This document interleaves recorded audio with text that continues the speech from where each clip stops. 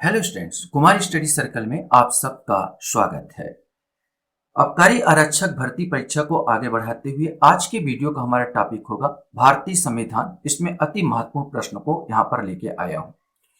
जो बच्चे मुझसे अभी भी जुड़ रहे हैं उनको बता देना चाहता हूँ कि आप लोगों के लिए ऐसे बहुत सारे वीडियो मैंने अपलोड कर लिए हैं। अगर आप मेरे पुराने वीडियो को देखना चाहते हैं तो मेरे चैनल के प्लेलिस्ट में जाएंगे और आबकारी आरक्षक वाला प्लेलिस्ट दबाकर सारे वीडियो को देख सकते हैं। तो चलिए देर न करते हुए एक एक क्वेश्चन को हम लोग यहाँ पर सॉल्व करने की कोशिश करते हैं। पहला क्वेश्चन आपके सामने यहाँ पर आता है, भारत के न्यायवादी की नियुक्ति कौन करता है। ये चार ऑप्शन आपके पास दिए हुए हैं, इन चार ऑप्शन में आपको बताना है। सही आंसर इसका बी आएगा, राष्ट्रपति। जितने भी बड़े बड़े पद हो, चाहे वो महान्यायवादी का हो, चाहे राज्यपाल का हो, चाहे वो नियंत्रक महालेखा परीक्षक का हो या न्यायाधीशों का हो, इसकी नियुक्ति राष्ट्रपति के नाम पर ही होता है।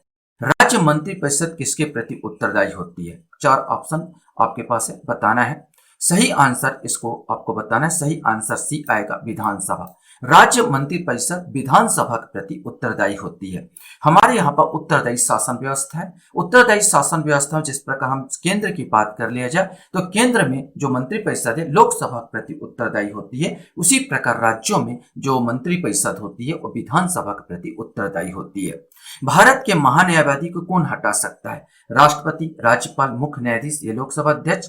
सही आंसर इसका ए आएगा, राष्ट्रपति ही हटा सकता है, क्योंकि महान्यायवादी जो होता है राष्ट्रपति के प्रसाद पर्यंत, जैसे राज्यपाल हो या आपका महान्यायवादी हो, ये सब राष्ट्रपति के प्रसाद पर्यंत यहाँ पर कार्य करते हैं। प्रसाद पर्यंत का अर्थ होता है जब तक राष्ट्रपति चाहे, माने राष्ट्रपति इसको कभी भी हटा सकता है।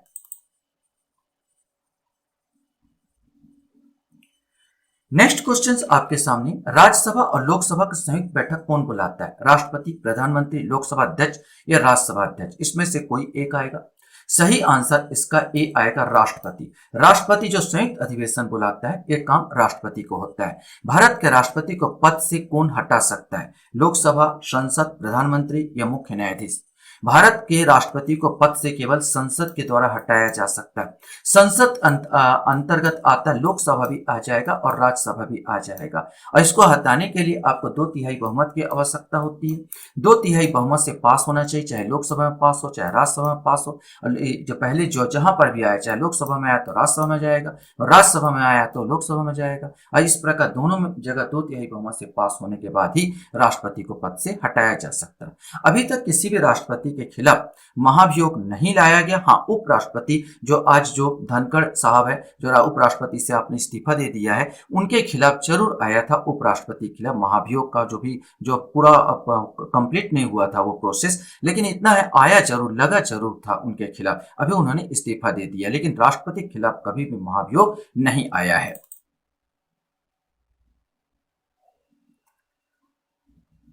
क्वेश्चन है, भारतीय संसद के संयुक्त अधिवेशन की अध्यक्षता कौन करता है।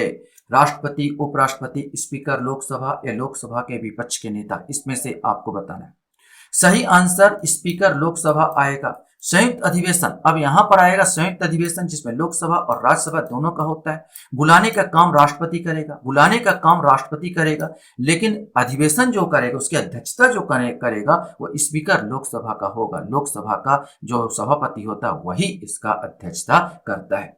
किस संशोधन द्वारा पंचायतों को संवैधानिक दर्जा दिया गया। बिल्कुल कॉमन क्वेश्चन है, 4 ऑप्शन आपके पास दिए हैं। सही आंसर सी आएगा, 73वां संविधान संशोधन द्वारा इसमें पंचायतों को संवैधानिक दर्जा दिया गया था। क्वेश्चन हमारे सामने, इनमें से कौन भारत के राष्ट्रपति द्वारा नियुक्त नहीं होता। राजदूत, प्रधानमंत्री, भारत के मुख्य न्यायाधीश या उपराष्ट्रपति। सोचिए और बोलिए, बहुत अच्छा क्वेश्चन इसमें है। इनमें से कौन सा भारत के राष्ट्रपति द्वारा नियुक्त नहीं होता, ये आपको बताना है।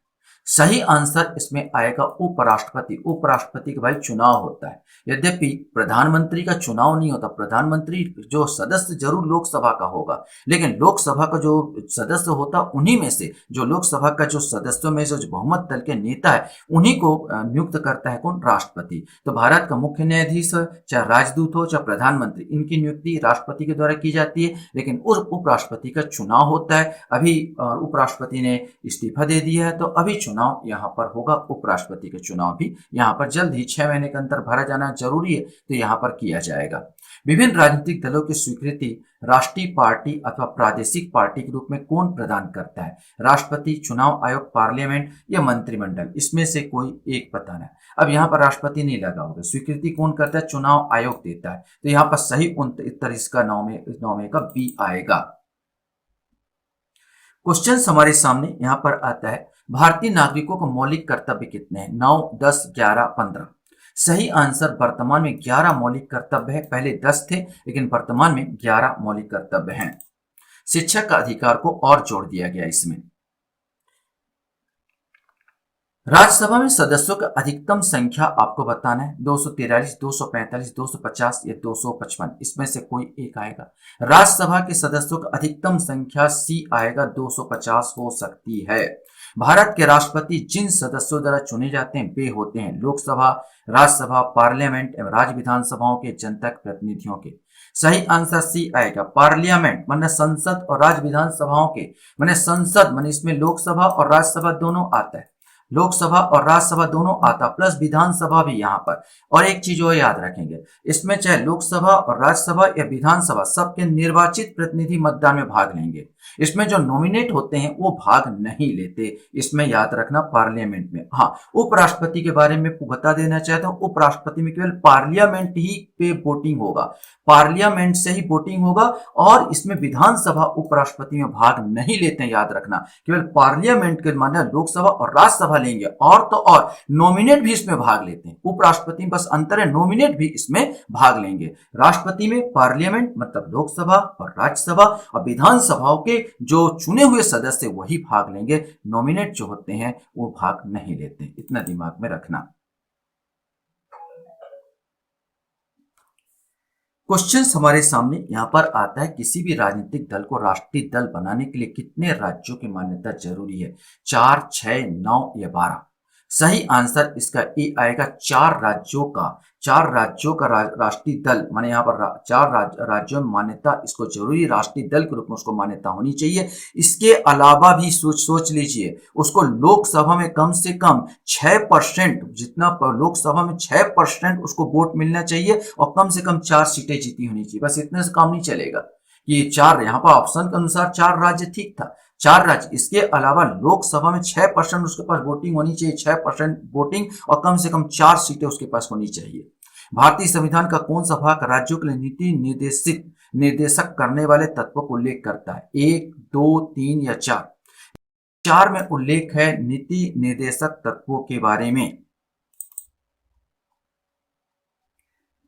क्वेश्चन हमारे सामने आता है, भारतीय संविधान की कौन सी अनुसूची जो भाषाओं का उल्लेख करती है? इस 4 ऑप्शन में आपको बताना है।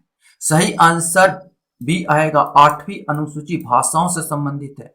4थी अनुसूची में राज्यसभा में सदस्यता से संबंधित है। 10वीं अनुसूची दल बदल से संबंधित है। 12वीं अनुसूची जो होती है वो नगरीय निगम से संबंधित है, नगर निकाय से संबंधित है, और 11वीं पंचायती राज से संबंधित है। ये या तो 8वीं क्या है, भाषाओं से संबंधित है ये अनुसूची। क्वेश्चन हमारे सामने है, सर्वोच्च न्यायालय का न्यायाधीश अपना पद त्याग कर सकता है पत्र लिखकर? मुख्य न्यायाधीश को, राष्ट्रपति को, प्रधानमंत्री को या विधि मंत्री को? इसमें से कोई एक आएगा। सही आंसर भी राष्ट्रपति को। भारतीय संविधान में प्रारंभ में मौलिक कर्तव्यों का प्रावधान नहीं था। संविधान संशोधन द्वारा संविधान के किस भाग में इसका समावेश किया गया? ये आपको बताना है। भाग 3 का या ए, भाग 4 या भाग 4 का या ए? इसमें से आपको बताना है। सही आंसर इसका डी आएगा। भाग 4 का में या ए में इसको शामिल किया गया अलग से। इसको हमने रूस के संविधान से उठाया था। संविधान सभा के उद्देश्य प्रस्ताव प्रस्तुत किया गया, आपको कब प्रस्तुत किया गया बताना है। 9 दिसंबर 1946, 26 जनवरी 1947 या 13 दिसंबर 1946 या 15 अगस्त 1946? सही आंसर सी आएगा। 13 दिसंबर 1946 को पंडित जवाहरलाल नेहरू द्वारा उद्देश्य प्रस्ताव को प्रस्तुत किया गया था। कभी कभी ऐसा क्वेश्चन पूछता है, उद्देश्य प्रस्ताव किसने प्रस्तुत किया? तो पंडित जवाहरलाल नेहरू द्वारा इसको प्रस्तुत किया गया था। संविधान सभा के प्रथम अध्यक्ष कौन थे? राजेंद्र प्रसाद, सच्चिदानंद सिन्हा, भीमराव अंबेडकर, पंडित जवाहरलाल नेहरू। तो सही आंसर बी आएगा, सच्चिदानंद सिन्हा। भले कार्यवाहक थे सच्चिदानंद सिन्हा, इसके बाद राजेंद्र प्रसाद बने संविधान के प्रथम अध्यक्ष थे। क्वेश्चन हमारे सामने है, लोकसभा का अध्यक्ष अपना त्याग पत्र किसे संबोधित करता है? राष्ट्रपति, प्रधानमंत्री, उपराष्ट्रपति या उपाध्यक्ष भारत को? इसमें से आपको बताना है। तो सही आंसर लोकसभा अध्यक्ष जो है उपाध्यक्ष भारत को, इसका जो हो जाए लोकसभा अध्यक्ष। आपको मालूम है कि लोकसभा अध्यक्ष कभी कभी ऐसा क्वेश्चन पूछता है किसके सामने शपथ लेता है, इसको शपथ लेने की कोई आवश्यकता ही नहीं होती। लोकसभा अध्यक्ष लोकसभा के सदस्य के रूप में शपथ जरूर लेगा राष्ट्रपति के समक्ष, लेकिन लोकसभा के अध्यक्ष के रूप में वो किसी प्रकार का सदस्य वो क्या बोलना चाहिए, आपको वो नहीं लेना, शपथ लेने की आवश्यकता नहीं होती। उसी प्रकार जब शपथ लेने की आवश्यकता नहीं तो भाई किसको सौंपेगा, तो आप उपाध्यक्ष को सौंपेगा, ना कि राष्ट्रपति, उप प्रधानमंत्री, उपराष्ट्रपति में से किसी को नहीं। क्वेश्चन हमारे सामने, कौन से मूल अधिकार केवल भारतीय नागरिकों को उपलब्ध है? हमारे यहाँ पर जितने मूल अधिकार है कुछ विदेशियों को भी प्राप्त है और कुछ केवल भारतीय नागरिकों को प्राप्त है, उसमें से आपको बताना है।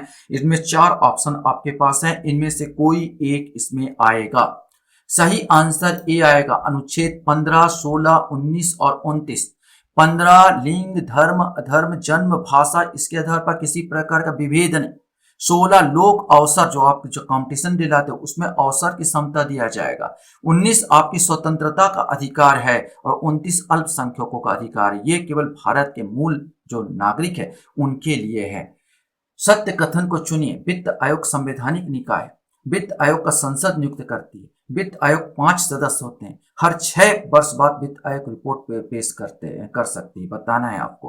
तो 6 तो नहीं, 5 वर्ष में करती है। और सही आंसर चुनना था तो सही आंसर ए आएगा, वित्त आयोग एक संवैधानिक निकाय है क्योंकि संविधान में इसका उल्लेख किया गया है।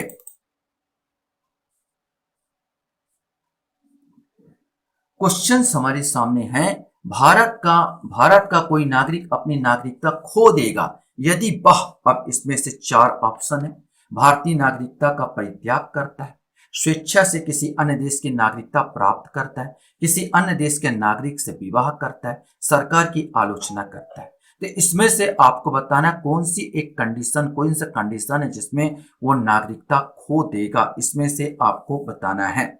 सही आंसर इसका सी आएगा, अर्थात भारत की नागरिकता का परित्याग करेगा तो नागरिकता तो वैसे ही चली जाएगी, और स्वेच्छा से किसी अन्य देश की नागरिकता प्राप्त करता तो भी चली जाएगी। किसी अन्य देश के नागरिक से विवाह करेगा तो कोई इसमें ऐसा उल्लेख नहीं है कि विवाह करेगा तो आपकी नागरिकता चली जाएगी। सरकार की आलोचना नहीं करोगे तो सरकार कभी मनमानी करेगी, आलोचना तो आप कर सकते हो, सरकार को कोई प्रॉब्लम नहीं है कि आपका विशेषाधिकार है। तो 1 और 2 इसमें सही होगा।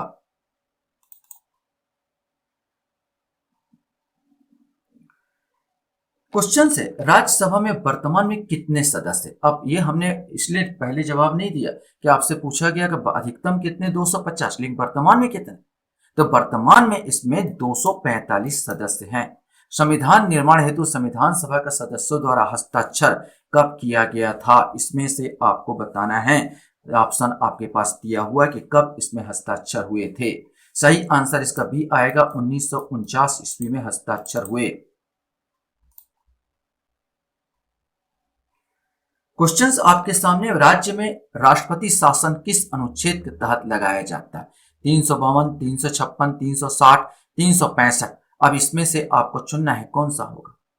352 तो आपातकाल है, 356 बिल्कुल सही है। एक पहला 356 में कहा गया कि राज्य अगर संविधान के अनुसार नहीं चल रहा तो राष्ट्रपति शासन लगा सकता। 360 तो वित्तीय है। 365 में भी यही कहा गया कि राष्ट्रपति अगर कोई राज्य जो है केंद्र का कोई नियम कानून नहीं वो अपना पा रहा, नहीं मान रहा है, तो राष्ट्रपति एक बार सोच सकता है वहां पर राष्ट्रपति शासन लागू करे या नहीं करे। तो 356 और 365 दोनों आएगा। दोनों अधिनियम आप देखेंगे, दोनों में बात कही गई कि राष्ट्रपति एक बार सोच सकता है कि भाई इसमें राष्ट्रपति इसमें लगा दिया जाएगा, संविधान के अनुसार नहीं चल रहा। ये तो राज्यपाल बताएगा 356 के अनुसार कि भाई संविधान के अनुसार राष्ट्रपति को प्रेषित करेगा पत्र कि संविधान के अनुसार राज्य नहीं चल रहा है, इसको समय लगा दिया जाए अनुच्छेद 356 के तहत राष्ट्रपति शासन। लेकिन 365 में भी कहा गया कि राज्य अगर दिशा निर्देशों का पालन नहीं कर रहा है, केंद्र में या असमर्थ है, तो राष्ट्रपति एक बार सोच सकता है यहाँ पर कि अनुच्छेद इसमें राष्ट्रपति शासन लागू करे, अर्थात 2 और 4 अर्थात डी आंसर इसमें आएगा।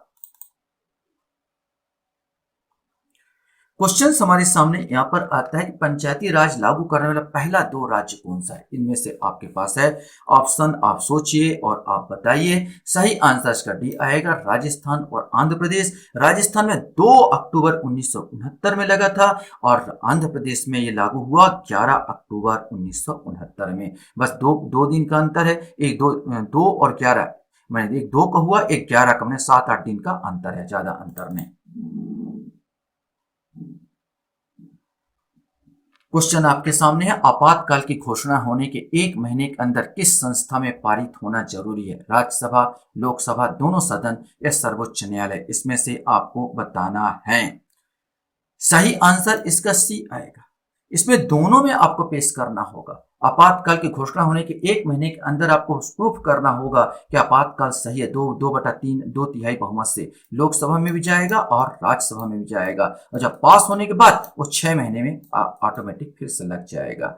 मौलिक कर्तव्य किस समिति की सिफारिश पर भारतीय संविधान में जोड़ा गया था, ये आपको बताना है। कालिका समिति, हंसमुख अधिया समिति, रेखी समिति या स्वर्ण सिंह समिति। मौलिक कर्तव्य को जोड़ा गया स्वर्ण सिंह समिति के सिफारिश पर।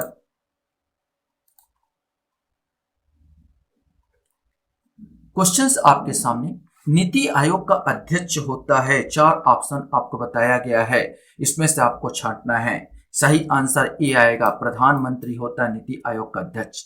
मंत्रिपरिषद सामूहिक रूप से किसके प्रति जवाबदार होता है, ये मैंने बता चुका था पहले या दूसरे क्वेश्चन में, ये किसके प्रति जवाबदार होगा। तो मंत्रिपरिषद, देखो संसद प्रति जवाबदार नहीं है, मंत्रिपरिषद क्योंकि अधिकांश लोकसभा से चुने जाते हैं, जो सरकार बनती लोकसभा से बनती, इसलिए वो लोकसभा के प्रति उत्तरदायी होगा, ना कि संसद के प्रति। इसमें ध्यान रखेंगे कि संसद मत लगा देना, और राज्यसभा के प्रति उत्तरदायी नहीं है, वो लोकसभा के प्रति उत्तरदायी है। क्वेश्चंस आपके सामने हैं, किस अनुच्छेद के तहत नीति निर्देशक तत्वों को न्यायालय में प्रश्नगत नहीं किया जा सकता। अनुच्छेद 40, अनुच्छेद 37, अनुच्छेद 47 या अनुच्छेद 44, इसमें से आपको बताना है। सही आंसर जो है अनुच्छेद 37। अनुच्छेद 37 कहता है कि किसी भी नीति निर्देशक राज्यों के लिए एक निर्देश है, एक कंडिका है कि आपको ऐसा करना है, लोक कल्याणकारी काम करना है, लेकिन ये नहीं कहा गया आप उसके आधार पर आपको दिया है तो उसको लेकर आप न्यायालय नहीं जा सकते, साफ ही मना कर दिया गया है।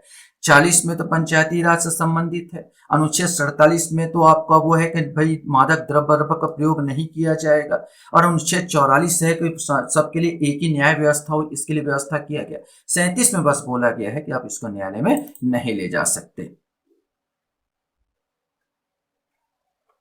भारत में कितने बार आपातकाल लागू किया जा चुका है, आप सोचिए और बोलिए, आप फटाक से उत्तर दीजिए। सही आंसर इसका बी आएगा, 3 बार। एक बार 1965 भारत चीन युद्ध में, दूसरी बार 1971 भारत पाकिस्तान युद्ध में, और तीसरी बार 1975 इंदिरा गांधी के शासनकाल में आंतरिक अशांति के लिए लगा दिया गया था। संविधान के उद्देशिका में किस मौलिक अधिकार का वर्णन नहीं है। आर्थिक स्वतंत्रता, विचार की स्वतंत्रता, विश्वास की स्वतंत्रता, अभिव्यक्ति की स्वतंत्रता। सही आंसर ए है, आर्थिक स्वतंत्रता का जिक्र नहीं है। क्वेश्चन हमारे सामने यहां पर है,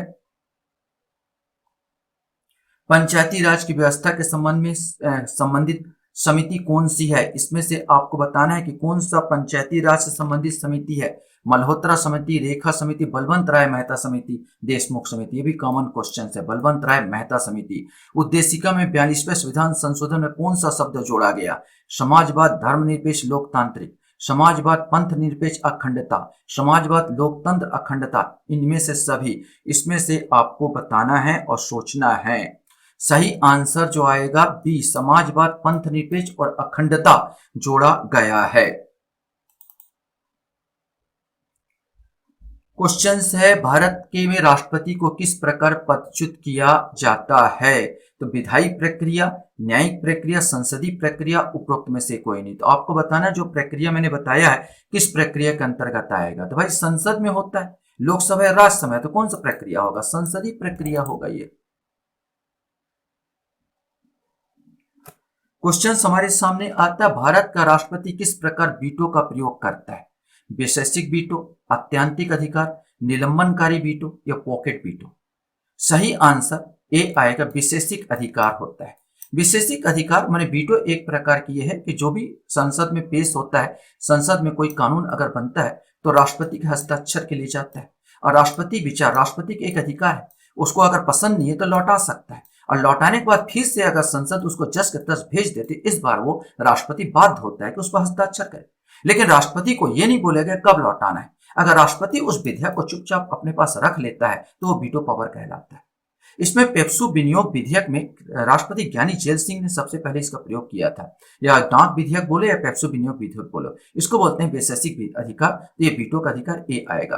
भारतीय संविधान के अनुसार दल बदल के आधार पर निर्भरता का उल्लेख किया गया है। आप 9वीं अनुसूची, 10वीं अनुसूची, 8वीं अनुसूची या 5वीं अनुसूची। सही आंसर बी आएगा, 10वीं अनुसूची में दल बदल कानून से संबंधित है। दल बदल कानून 10वीं अनुसूची। याद करने के लिए ऐसा याद कर लो यार, 10 नंबर ही सब दल बदल 10 नंबर ही को रोकना है। जो 10 नंबर इधर उधर दल बदल करते हैं, 10 नंबर वाले को रोकना है, तो 10वीं अनुसूची याद हो जाएगा। क्वेश्चन से राज्यसभा धन विधेयक को कितने दिनों के लिए लंबित कर सकती है, ये आपको बताना है। 2 दिन, 15 दिन, 30 दिन या 14 दिन।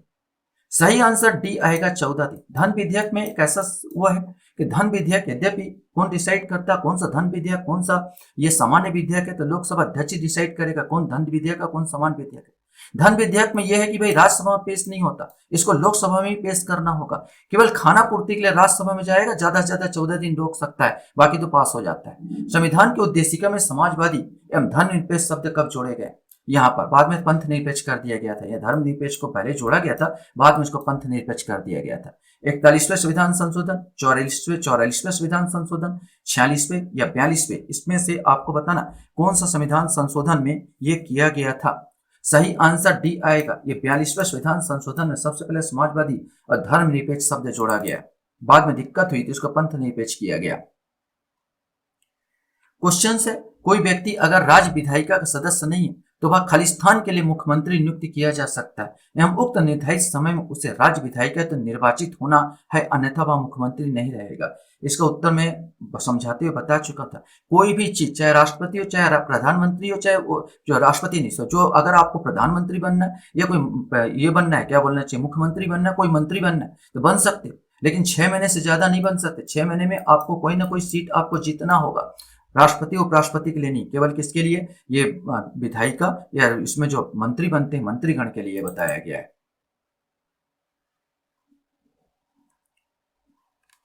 क्वेश्चन है भारतीय संविधान में कौन सा अनुच्छेद में मूल कर्तव्यों का उल्लेख किया गया है? अब एक कॉमन क्वेश्चन था, ये आपको बताना है। वैसे ये आएगा अनुच्छेद 51 का में मूल कर्तव्यों के बारे में वर्णन किया गया। भारतीय संविधान के कौन सा अनुच्छेद के अनुसार उपराष्ट्रपति राष्ट्रपति के रूप में कार्य अथवा उसके कर्तव्यों का निर्वहन कर सकता है? अब इन अनुच्छेदों में से आपको सोचना है, याद होना चाहिए ये सब अनुच्छेद आपको, और बताना है कि वास्तव में कौन सा अनुच्छेद इसमें आएगा। सही आंसर इसका डी आएगा। अनुच्छेद 65 में कहा गया है कि राष्ट्रपति नहीं रहने पर यह उपराष्ट्रपति उनकी जगह काम करेगा।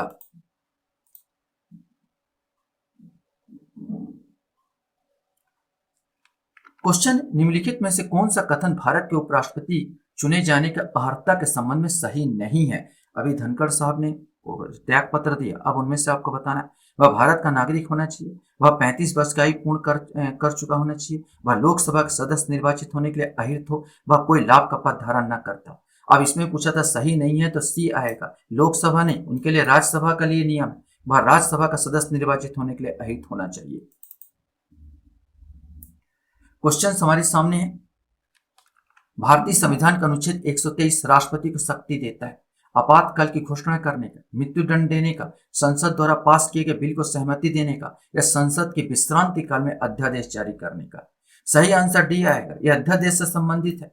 अध्यादेश संबंधित आर्टिकल 123 है, तब होता है जब संसद न चल रहा हो और कानून बनाना बहुत जरूरी है तो अध्यादेश के द्वारा कानून बना दिया जाता है। लेकिन जब भी शर्त यह है कि जब भी संसद का कार्यकाल चले तो उसको 6 सप्ताह दिया गया, 6 सप्ताह के अंदर उसको पास कराना है। 6 सप्ताह के अंदर उसको पास कराना है, अन्यथा वो रिजेक्ट हो जाएगा। तो ये क्राइटेरिया कहीं पूछ देता है कितने सप्ताह, तो 6 सप्ताह भी याद रखेंगे।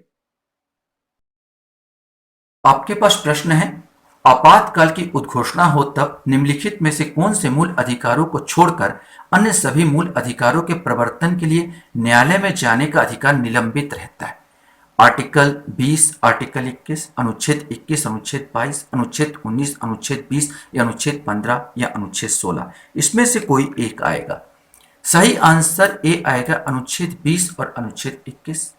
अनुच्छेद 20 आपकी गिरफ्तारी से स्वतंत्रता देता है। गिरफ्तारी आपको किया जाता है तब तक गिरफ्तार नहीं किया जाएगा जब तक आप कोई अपराध नहीं करते। और अनुच्छेद 21 ये आपको जीने की स्वतंत्रता है। इन दोनों को आपातकाल के दौरान भी निलंबित नहीं किया जा सकता।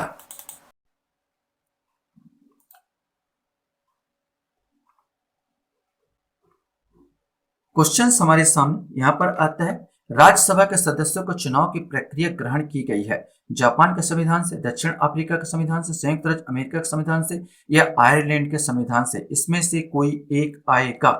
सही आंसर बी, दक्षिण अफ्रीका के संविधान से। भारत के राष्ट्रपति के चुनाव में हुए विवाद का निर्णय कौन करता है? संसद, सर्वोच्च न्यायालय, निर्वाचन आयोग या राज्यसभा? सही आंसर बी आएगा, सर्वोच्च न्यायालय डिसाइड करेगा। क्वेश्चन ये है, निर्विरोध निर्वाचित होने वाले भारत के प्रथम राष्ट्रपति कौन थे? डॉक्टर राधाकृष्णन, डॉक्टर राजेंद्र प्रसाद, बीबी गिरी या एन संजीव रेड्डी? इसमें से आपको बताना है। सही आंसर आएगा नीलम संजीव रेड्डी, यही है, निर्विरोध चुने गए थे। बहुत बार क्वेश्चन पूछता है निर्विरोध माने उनके अपोजिट कोई खड़ा ही नहीं हुआ तो ऑटोमेटिक चुन लिए गए, तो नीलम संजीव रेड्डी आएगा। क्वेश्चन है, भारतीय संविधान के मूल कर्तव्यों को जोड़ा गया है। अब कौन सा संशोधन में जोड़ा गया पूछा गया, 42वें में, 44वें में, 91वें में या 92वें में? इसमें से आपको बताना है कौन सा संशोधन में ये जोड़ा गया था। सही आंसर ए आएगा, 42वें संशोधन द्वारा जोड़ा गया था। क्वेश्चन हमारे सामने यहाँ पर है, मंत्रिपरिषद सामूहिक रूप से उत्तरदायी होता है। अब ये तो पता है कि लोकसभा के प्रति उत्तरदायी होता है, लेकिन इनमें से आपको छांटना है। लोकसभा के प्रति एक संवैधानिक बाध्यता के अंतर्गत, अनुच्छेद 75(3) के अनुसार, अनुच्छेद 74(3) के अनुसार, उपरोक्त में से कौन सा कथन सही है? तो सही आंसर इसमें तीनों आ जाएंगे, 1, 2, 3। लोकसभा के प्रति उत्तरदायी है, एक संवैधानिक बाध्यता के अंतर्गत 75(3) में कहा है कि मंत्रिपरिषद लोकसभा के प्रति उत्तरदायी होगी। यहाँ पर 1, 2, 3 अर्थात यहाँ पर बी वाला आंसर 52 का जो आंसर आएगा वो आपका बी आएगा। 74 में ये जो बोला गया, 74(3) में कहा गया कि राष्ट्रपति मंत्रिपरिषद के परामर्श के अनुसार कार्य करेगा, ये बोला गया है, तो ये वाला नहीं आएगा।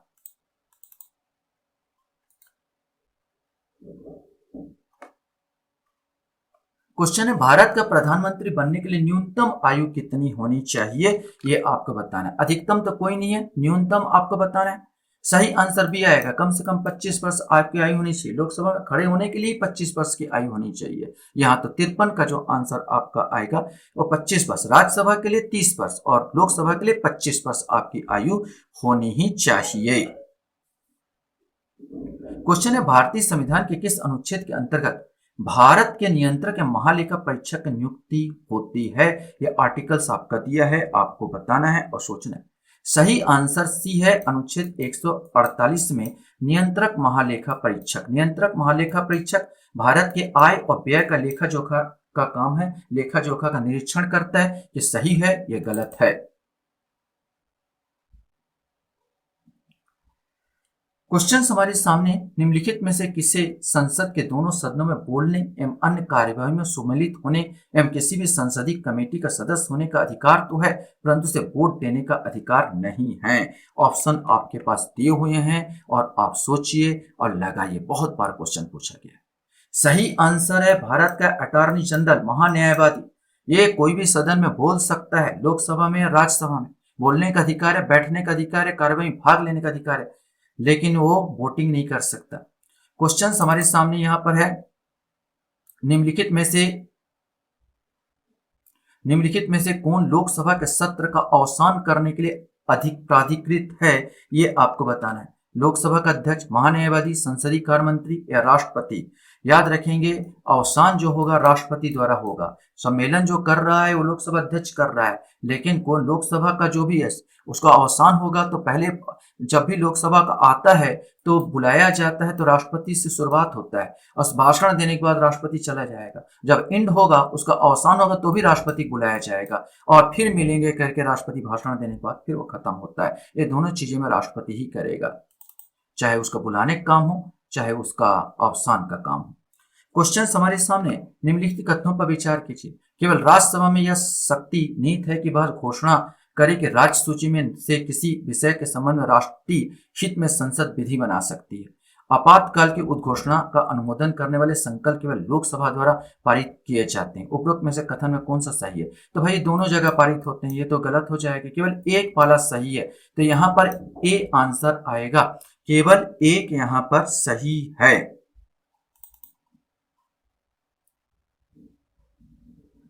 क्वेश्चन हमारे सामने आता है, भारत के राष्ट्रपति खालिस्तान के अनुशंसा पर लोकसभा को भंग कर सकता है। राज्यसभा, चुनाव आयोग, भारत का मुख्य न्यायाधीश या मंत्रिपरिषद?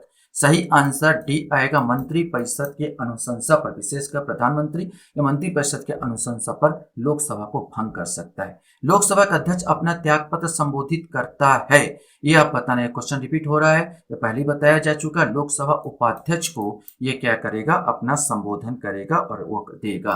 अब लास्ट क्वेश्चन आपके सामने यहाँ पर आता है कि भारतीय संविधान के अंतर्गत निम्नलिखित में से कौन सा अनुच्छेद संसद को राज्य सूची के विषय के संबंध में विधि बनाने की शक्ति प्रदान करता है? ये आपके ऑप्शन है और इसके आधार पर आपको बताना है।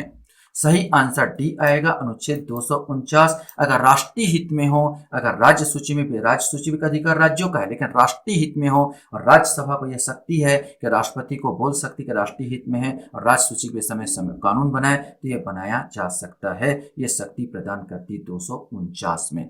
आशा करता हूँ ये वीडियो आपको अच्छा लगा होगा। आप लोग वीडियो को वॉच करते हो इसलिए धन्यवाद। Thank you very much.